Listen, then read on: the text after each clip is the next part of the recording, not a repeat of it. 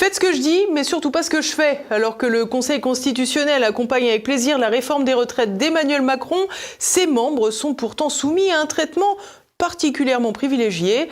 Parmi eux, deux champions, Alain Juppé et Laurent Fabius. Retour sur deux personnages pour qui l'abolition des privilèges attendra encore un peu. Alors que le Conseil constitutionnel fait une nouvelle fois l'actualité, Mediapart publie une enquête sur les nombreux privilèges dont bénéficient ses membres. Ceux qui ont validé sans ciller l'intégralité du texte de la réforme des retraites il y a quelques semaines, y compris l'âge de départ à 64 ans, ont visiblement des droits supérieurs au commun des mortels. Laurent Fabius, 76 ans, président du Conseil constitutionnel depuis 2016, est retraité du Conseil d'État depuis 1996, bien qu'il ait poursuivi d'autres activités à l'inspection générale des finances jusqu'en 2003.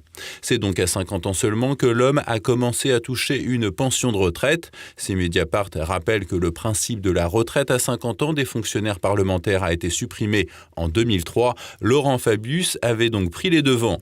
Alain Juppé, lui, est officiellement retraité depuis le 1er janvier 2003 alors qu'il était âgé de 57 ans. Libération indiquait à l'époque que sa seule retraite de fonctionnaire était de 3 654 € par mois. Notons que les deux hommes ont multiplié les mandats et fonctions politiques au cours de leur carrière. Ministres, députés, députés européens, maires, présidents d'agglomération, conseillers régionaux et départementaux et également adjoints au maire de Paris durant 2 mandats pour Alain Juppé. Une activité très riche pendant laquelle Laurent Fabius et Alain Juppé ont cotisé, contribuant certainement à faire grimper le montant de leur retraite. Des points sur lesquels les intéressés ont refusé de donner des détails à Mediapart. Si un tel refus paraîtrait logique pour d'ex-salariés du secteur privé, on s'interroge sur une telle opacité de la part d'anciens élus du peuple.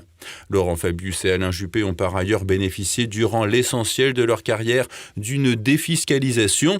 Plus drôle encore, quand la pratique a cessé, les sages ont toutefois obtenu une indemnité complémentaire. Ainsi, en plus de toucher 6 415 € de traitement par mois, plus 192 € d'indemnité de résidence, ils bénéficient d'une indemnité complémentaire de 8 392 € mensuels, touchant donc au total 15 000 € bruts. Laurent Fabius, président du Conseil constitutionnel, touche quant à lui la bagatelle de 15 039 € net, une retraite dorée et des indemnités colossales pour des individus poursuivant leur occupation souvent concentrée sur le démantèlement de la France et les vexations contre la population, à se demander si l'on ne préférait pas le temps des emplois fictifs.